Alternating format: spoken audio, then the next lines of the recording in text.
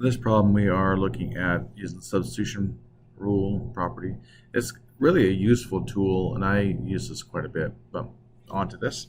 So it says, what U substitution should be made in order to evaluate the following integral? Excuse me. So here is what we would use. We pick that to be, as this person did correctly, to be the U. And so there's more to it. Now we want to find this, the f of u, given these constraints here, that this integral is an f of u du. So if we said that u equals 8x squared plus 12, we need to think about what would the du be. The du would be, okay, the derivative of 8x squared is going to be 8 times 2x and dx. So du would be 16x dx. When I look at what we have here for that integral there, I don't see the 16. So what must then happen is that 16 is part of the denominator. And that's what we're seeing, what we have here. So yes, our f of u is going to have to incorporate what we have in this function. So this x on top, so we have this x dx on top. So we have the x dx, so that 1 over 16 du would be x dx.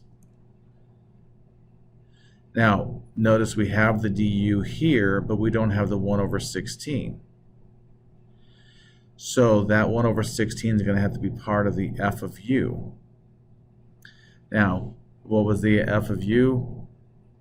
If we're calling u the 8x squared plus 12, that's the u. So we'll have the u to 1 over u to the fourth. But then we'll also have that 1 over 16 there. So that's why it's going to be 1 over 16u to the fourth.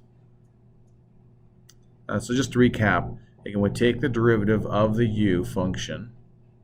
This is the little tricky, picky part that we have to be careful of. We take that derivative, and that's going to be du 16x dx. So x dx is what we see, this x dx. So this 16 we divide it out, so it's 1 over 16 du equals x dx. Realizing that we don't have a 1 over 16 with du, so that must go in with the f of u. Now we're going to look at this for number 2. So when we look at number 2 with similar type problem, this person has chosen correctly that, make sure I'm on blue here, that this is the u here. So we have here, good job. And if we look at u being 4x squared plus 2, the du would be 8x dx. And again, we have an x dx. And again, we want f of u, where what's f of u du. Excuse me. So putting this together to match up with what we have here, we'll divide both sides by the 8. So it's 1 over 8 du equals x dx. I don't have a 1 over 8 du in this format right here.